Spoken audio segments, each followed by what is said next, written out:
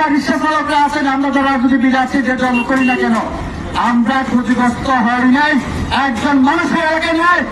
কিন্তু আমাদের এলাকার বন্যার মূল কারণ ছিল জলাবদ্ধতা, পানি নিষ্কাশনের ব্যবস্থা না থাকার কারণে। আর পানি নিষ্কাশন ব্যবস্থা বন্ধ করে দিচ্ছে কে?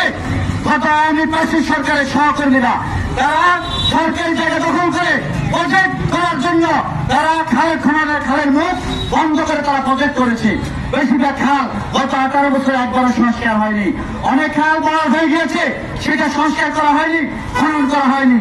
আমরা সরকারের কাছে দাবি জানাবো। আমাদের একটা সাংবাদিকরা আমাকে বলেছে, ভাই খাল খনন করতে তো সরকারের কোনো টাকা লাগে না। এটা আমাদের এনটিভির আব্দুল্লাহ বলেছেন, খাল খনন করতে তো সরকারের কোনো টাকা লাগে না। সরকার যদি ঘোষণা করে আপনারা নতুন করে খাল খনন অনুসরণ করবেন, শুধুমাত্র আপনাদেরকে কোনো টাকা দেওয়া হবে না। যে যেটুকু খাল খনন করবেন সেটুকু বালু অথবা মাটি নিয়ে চলে যাবেন। তাহলে সরকারের খাল খনন করতে একটি টাকারও কোনো প্রয়োজন হয় না, শুধুমাত্র সরকারের সিদ্ধান্ত প্রয়োজন খালটা খনন করবেন। আমাদের এলাকায় একটি খালও কিন্তু সংস্কার হয়নি 18 বছরে। অনেক খাল অনেকে জবরদখল করে রাখছে, অনেক খালের মুখ প্রজেক্ট করে রাখছে। ওরা আওয়ামী সন্ত্রাসী, বেশিরভাগ ওরা আওয়ামী লীগের আধিপত্যবাদী শক্তি। গত সরকারের লুটপাটকারীরা 18 বছর তারা লুটপাট করেছে, জনগণের জায়গা দখল করে, সরকারের জায়গা দখল করে তারা খালের মুখে তারা প্রজেক্ট করেছে। খালের উপর তারা বিভিন্ন দোকানঘর নির্মাণ করে ভাড়া দিয়ে খাচ্ছে। এই যে খালগুলো দখল করে রাখছে, এই যে খালের মুখ বন্ধ করে রাখছে, এই ক্ষেত্রে সরকারের কোনো গুরুত্বপূর্ণ ভূমিকা আমরা 18 বছর দেখি নাই। আমাদের নিজের অহরণ সহ, আমাদের পঞ্চায়েতের সভাপতি সহ, জিয়া চেয়ারম্যান সহ, আমাদের রামশির অনেক আমাদের মোশাররফ ভাই সহ যারা আছে, অনেক ছাত্র নেতা যুব নেতা আমাদের এখান থেকে অনেকে গিয়েছে। আমাদের শতাধিক নেতা কর্মী আহত হয়েছে, আপনার সাংবাদিকরাও জানেন। সাংবাদিক ছিল, সেনাবাহিনীর অফিসাররা ছিল, পুলিশ ছিল, ইউএনও ছিল, কিন্তু তারা কোনো ব্যবস্থা গ্রহণ করেনি। একজন মানুষ মারা গিয়েছে, তারা মামলা গ্রহণ করেনি, তারা কোনো সন্ত্রাসী বিরুদ্ধে কোনো ব্যবস্থা গ্রহণ করেনি। 1 ইঞ্চি খালও তারা এখন পর্যন্ত উদ্ধার করেনি, 1 ইঞ্চি খালও তারা সংস্কার করেনি। আমরা আজকে কবিরাট উপজেলা, কবিরাট পৌরসভা, বিএনপি, যুবদল, ছাত্রদল, কৃষক দল, শ্রমিক দল, সকল দল, শ্রমিক দল, সকল দলের পক্ষ থেকে আমরা এইটুকু বলে দিতে চাই, আমরা শুরু করে দিয়েছি, আমরা এটা শেষ দেখে নিব।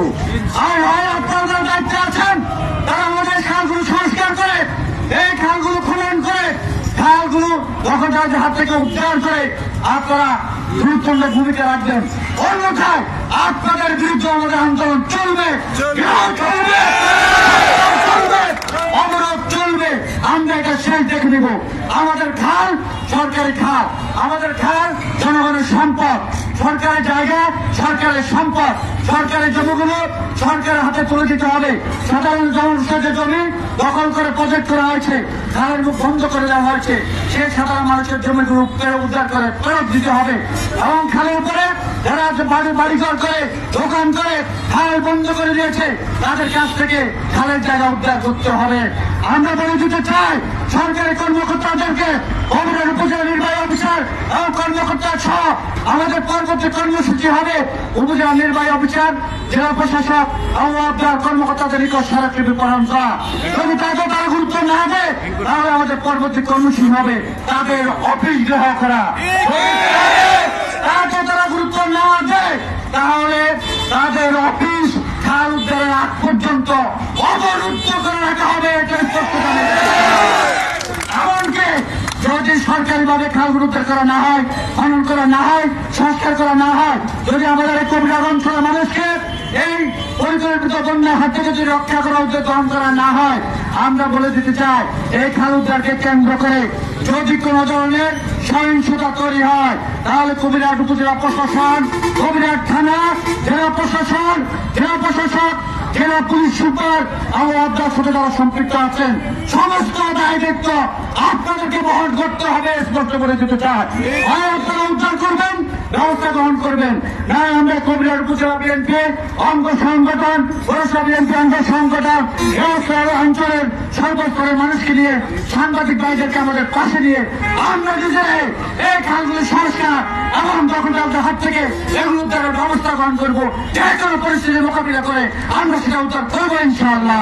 কিন্তু তার আগে আমরা করে দিতে চায়, এই সে পর্যন্ত আমাদেরকে চায় ঘটনা সহিংসিত হয়। এই সকল দায়িত্ব উপজেলা প্রশাসন এবং জেলা প্রশাসনকে বহন করতে হবে।